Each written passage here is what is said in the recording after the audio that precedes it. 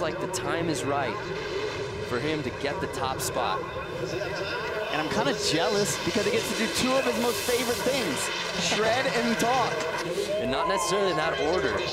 All right, double crippler. He had trouble here before. Does he get it? Oh, initiates the pop, able to pull it around, using a little bit of speed to see if he can regain it. So then able to do the combination of the double corks. The setup here, what do you got for us? A backside 900, so double Michael Chuck, the backside spin.